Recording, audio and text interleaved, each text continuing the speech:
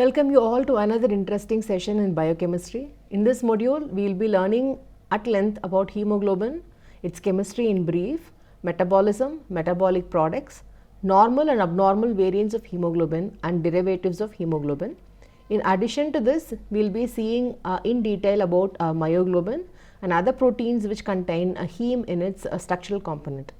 To begin with, let us start with the definition of hemoglobin. So, what is hemoglobin? We are all familiar with the name hemoglobin. It is the pigment which gives red color to the blood and it is extensively present inside the RBC. RBC is the red blood cell which is exclusively designed to transport oxygen. So, practically the space inside the RBC will be filled with millions of hemoglobin molecules. Let us look into the structure of hemoglobin. A single hemoglobin molecule biochemically is defined as a tetrameric, conjugate and allosteric protein. So, what do you mean by tetrameric? Tetrameric means it has got 4 polypeptide chains in its proteinaceous part called the globin. Why is it called conjugate? Because this is not a simple protein and this is in conjugation with a metalloporphyrin ring called as heme.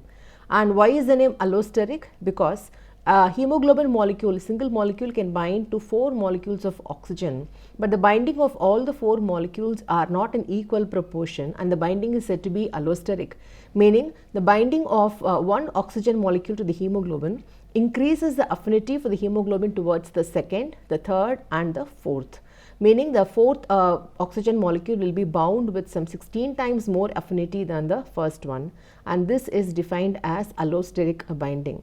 So, I again repeat the definition. The definition for hemoglobin is, you should define it as a tetrameric conjugate allosteric protein containing a metalloporphyrin ring. The metal that is present in this porphyrin unit is iron in its Fe2 plus state. It is very important to mention the oxidation state of Fe as Fe2 plus, as if it gets oxidized as Fe3 plus, then the hemoglobin molecule will lose its function. So, normally the molecule of hemoglobin is spherical and it consists of 4 polypeptide subunits as I told you, and it can bind with 4 oxygen molecule, but and each polypeptide chain is bound with 1 heme unit, and the heme unit contains iron in its center in its Fe2 plus state. Imagine one RBC contains nearly 280 million hemoglobin molecules and each hemoglobin can bind with 4 oxygen molecule. So, you can imagine the amount of oxygen that is being transported by a single RBC, and imagine the count of RBC, the number is really staggering. So, this figure explains the structure, the 3-dimensional proteinaceous structure of hemoglobin. The image that is on the right, it shows the metalloporphyrin ring. The ring structure is quite complicated. However, you just have to remember the name, that it is a metalloporphyrin ring. We use the word metallo because it contains the iron atom in the middle. So, describing heme is described as a tetrapyrrole ring. There are 4 pyrrole rings which are fused together by methylene bridges, and the globin is a tetrameric protein. So, if we see the 4 chains of globin, 2 alpha and 2 beta, which is normally found in adult hemoglobin. Each alpha chain will have 141 amino acid and each beta chain has 146 amino acids. Now, going to the normal types of hemoglobin that is present in the blood of adult human, there are 4 different types of hemoglobin identified, and they are labeled as hemoglobin. HB is the symbol given for hemoglobin, H in capitals, B in small, HbA1, A stands for adult, HbA1, HbA2, HbE, HbF.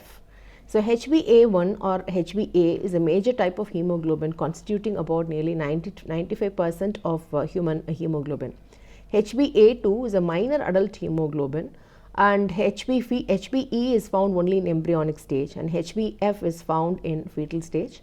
Most often asked question is about HbF, that is a fetal hemoglobin. And fetal hemoglobin always has a greater affinity than the adult hemoglobin, for it has to bind the oxygen that is available from the mother's blood through the placenta. Therefore, the allosteric binding and its affinity for oxygen will be much higher than the adult hemoglobin. So, looking into the composition of the globin chain of all the 4 types of hemoglobin that are present in human blood, hemoglobin A1 consists of 2 alpha chain and 2 beta chain. Hemoglobin A2 consists of 2 alpha chain, 2 delta chain. Hemoglobin E consists of 2 alpha chain, 2 epsilon chain, and hemoglobin F consists of 2 alpha chain and 2 gamma chain.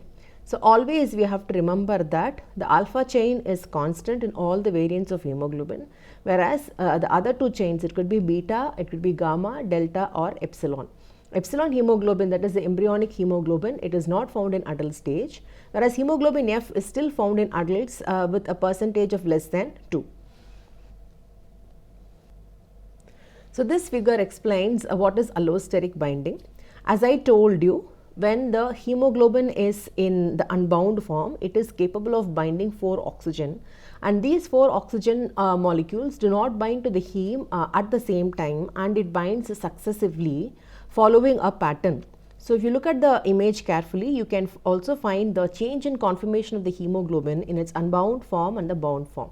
So when the first molecule of hemoglobin binds to the heme unit, 1 out of 4, it induces a conformational change in the molecule of hemoglobin, and this conformational change brings out a change in shape and also change in affinity. As a result, when the 4th molecule of oxygen is bound, it is bound with some 300 times more affinity than the first one. So, and the binding is also called as positive cooperative binding. Positive because binding of one oxygen molecule triggers the binding of the second with a greater affinity, and cooperative because binding of one molecule of oxygen makes it easy for the second molecule to bind to the single molecule of hemoglobin. So hemoglobin molecule bound with oxygen is always called as oxyhemoglobin. Hemoglobin molecule, that which has dissociated and given its oxygen, is called as deoxyhemoglobin. Oxyhemoglobin will always be denoted as HbO2. Deoxyhemoglobin will be denoted as HHB. So when in a deoxyhemoglobin form, hemoglobin will always be bound with one proton. And the deoxyhemoglobin is said to be in a taut structure, that is a tense structure, and oxyhemoglobin is said to be in a R state or a relaxed state. Going to the derivatives of hemoglobin. The derivatives of hemoglobin are of 3 types, as we already discussed. Oxyhemoglobin, it is the predominant form by which hemoglobin transports oxygen. Also remember, hemoglobin could transport carbon dioxide effectively in plasma. Binding of carbon dioxide to hemoglobin is called as carbaminohemoglobin, which is a derivative of hemoglobin, and this carbon dioxide will get exchanged in the alveoli. There is yet another derivative of hemoglobin that is called as carboxyhemoglobin, or carbon monoxide bound with hemoglobin, and this binding is generally dangerous, as carbon monoxide, when once bound with hemoglobin, will never dissociate, and its binding affinity is 200 times greater than that of oxygen. Carbon monoxide binding to hemoglobin occurs in case of carbon monoxide poisoning, which results due to consumption of vehicular exhaust, where the combustion of the fuel is not complete, or in a closed environment where the ventilation is not proper. Carbon monoxide poison could also happen because of gas leakage. Carbon monoxide is a colorless, odorless gas and normally could not be sensed by the olfactory sense of human being, and therefore the risk of death is very high. And the binding of carbon monoxide to hemoglobin is also irreversible, and the hemoglobin that is bound with carbon monoxide keeps circulating in the blood till the RBCs are completely hemolyzed. So the 3 common derivatives of hemoglobin are oxyhemoglobin, carboxyhemoglobin, and carbaminohemoglobin. Next most important derivative of hemoglobin, which is of diagnostic significance, is called as glycated hemoglobin or glycosylated hemoglobin, or HbA1c. HbA1c stands for a derivative of hemoglobin which is bound with glucose unit in its N-terminal amino acid. Especially the valine, which is present in the N-terminal amino acid of the hemoglobin, binds with glucose, which is normally present in the plasma, by a reaction which is not catalyzed by any enzyme. So what is the significance of this HbA1c? This HbA1c is widely used in clinical biochemistry as the gold standard to test the glycemic status of an individual. So how does it work in testing the glycemic status of the individual? HbA1c remains in circulation for about 3 months, which is equal to the lifespan of RBC. Once formed, the HbA1c does not dissociate the glucose, and therefore it remains in circulation for the period of set period of 3 months. The evaluation of HbA1c clinically helps in assessing the glycemic status of an individual. It is very effective as it gives this glycemic control for a period of over 3 months, and also fasting sample is not required. Unlike fasting blood sugar measurement or measurement of blood sugar level following the consumption of oral glucose, which we call it as OGTT, oral glucose tolerance test, this collection of the sample and the assessment of HbA1c is much easier and is also an indicator of long-term glucose control. So, how frequently are the HbA1c levels measured? HbA1c levels should be measured for any individual twice yearly in case of stable patients, and the measurements can go up to 4 times in patients who have glucose fluctuations or who have changed their diabetic treatment.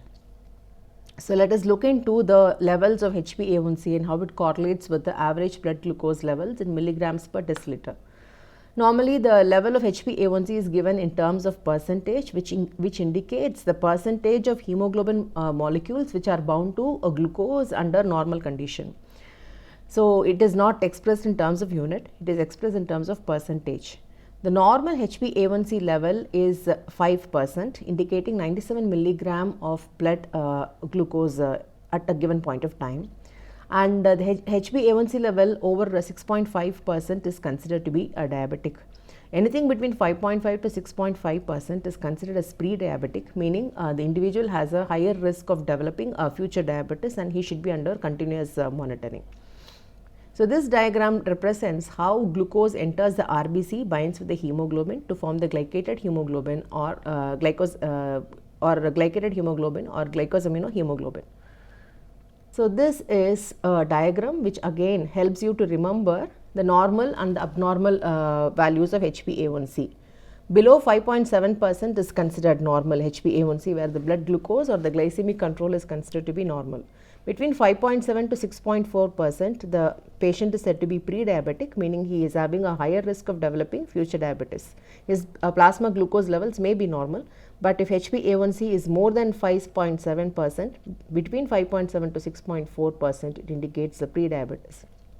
Also, the value over 6.5% or higher is considered diabetic.